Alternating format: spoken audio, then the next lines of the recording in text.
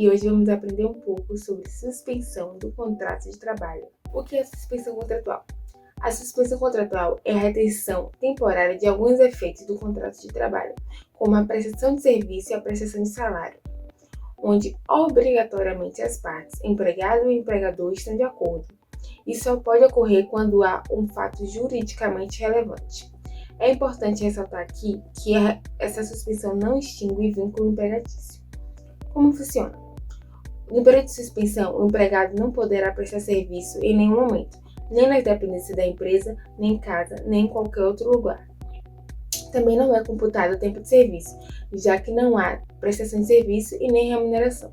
Porém, apesar de haver a cessação desses efeitos contratuais, existem alguns efeitos que devem permanecer, como, por exemplo, a obrigação de não violação do segredo da empresa ou a obrigação de não praticar concorrência injusta com a mesma.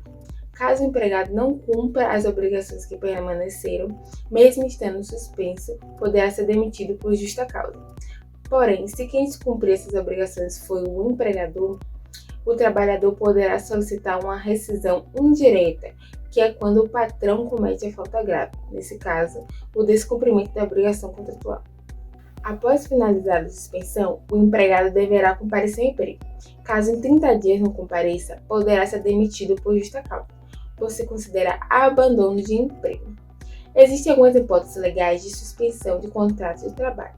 São elas: a greve, o mandato sindical, onde só é preciso pagar o salário nesses casos se houver previsão na norma coletiva da categoria, no serviço militar obrigatório ou outro encargo público entendido como temporário, e vale ressaltar que a CLT só permite essa suspensão em casos obrigatórios. No serviço militar, por exemplo, só se é obrigado a servir quando se precisar manter a ordem interna ou ir para a guerra. Nesses casos, deverá haver o pagamento de 2/3 do salário. Também há a hipótese de suspensão devido à prisão provisória, que, como o empregado estará retido e não poderá exercer sua função junto à empresa, ele ficará suspenso. Mas, como não foi condenado, não há por que demitir por justa causa. Também há a hipótese de suspensão disciplinar, que ocorre quando o empregado já foi advertido 2 vezes e mesmo assim comete uma conduta grave, ou quando ocorre uma falta grave de maior importância, e é como se fosse um cartão amarelo antes da demissão. A CLT não permite que essa suspensão ultrapasse 30 dias, pois, caso passe, poderá ser convertida em demissão sem justa causa. Outra hipótese é para responder o inquérito de apuração de falta grave. Aqui o empregador deverá entrar com um inquérito policial para que essa falta seja investigada, e terá até 30 dias para fazer isso. Se não cumprir esse prazo, o empregador ficará proibido de demitir o empregado pelo motivo da suposta falta.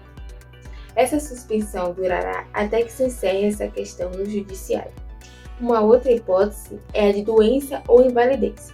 Quando o empregado for afastado por doença ou invalidez, até os primeiros 15 dias é considerado interrupção do contrato, o que irei explicar mais na frente. Portanto, o empregador deve pagar esse período. Passando desses 15 dias, a responsabilidade do pagamento será do INSS. Há também a hipótese de participação em curso ou programa de qualificação profissional, oferecida pelo empregador, onde é possível suspender o contrato de 2 a 5 meses nesses casos.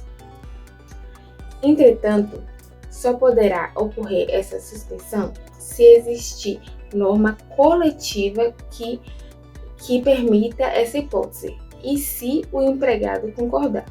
Durante esse período, será definido uma ajuda compensatória mensal para que o empregado possa se manter durante esse processo. A última hipótese de suspensão legal é referente à medida provisória número 936 de 2020, que foi criada devido à pandemia da Covid-19. Como sabemos, a pandemia causou um grande impacto aos empresários e empregadores. Por isso, o governo, com o intuito de minimizar esse impacto e controlar o desemprego no país, criou essa MP, onde os empregadores poderiam suspender o contrato de trabalho para que pudessem controlar gastos e não fechassem ou demitissem os funcionários. E enquanto suspensos, os trabalhadores teriam seus salários pagos totalmente ou parcialmente pelo governo federal. Essa MP foi criada em abril e, assim como todas as medidas provisórias, teve validade de apenas 120 dias. Por isso, o governo criou a Lei nº 14.020, de 2020, que perdurou a possibilidade da concessão do benefício emergencial quando houvesse a suspensão e a redução de jornada até que acabe o estado de calamidade no país. A suspensão aqui só deve durar no máximo 60 dias, podendo estender-se esse prazo apenas se determinado pelo Poder Executivo. O governo federal ainda determinou que todos os empregados que participassem do benefício emergencial solicitado pelo empregador deveriam ter estabilidade no emprego por igual período em que ficaram suspensos, ou com jornada reduzida. Ou seja, caso o trabalhador tenha seu contrato suspenso por um período de 30 dias, por exemplo, o empregado deve assegurar a estabilidade dele durante 30 dias após encerrada a suspensão. Ainda assim, se o empregador demitir sem justa causa, deverá pagar uma indenização ao trabalhador que vai de 50% a 100% do salário, dependendo do caso. Anteriormente, eu até citei a interrupção do contrato, então agora eu vou explicar a diferença entre interrupção e suspensão do contrato de trabalho. Na interrupção, a única obrigação que se cessa é a de prestação de serviço. Porém, diferentemente da suspensão, apesar de não haver trabalho, o empregado continuará a receber salário. Outra distinção é na questão da contagem do tempo de serviço. Na suspensão não há contagem, mas na interrupção há. Por fim, como aderir à suspensão de contrato? Bem, o mais comum é redigir um acordo onde deverá constar a assinatura do empregado. Esse acordo poderá ser redigido por um advogado, mas na internet também tem algumas opções de modelos prontos. Quanto à adesão ao benefício do governo para a suspensão, foi finalizada este ano. E até a data desse vídeo, o governo ainda não se manifestou se haverá ou não a prorrogação desse benefício, neste ano de 2021. Então, por hoje é só, pessoal. Espero que vocês tenham gostado muito. Se gostou, curte aqui o vídeo, deixe seu comentário, compartilhe com seus amigos e até a próxima.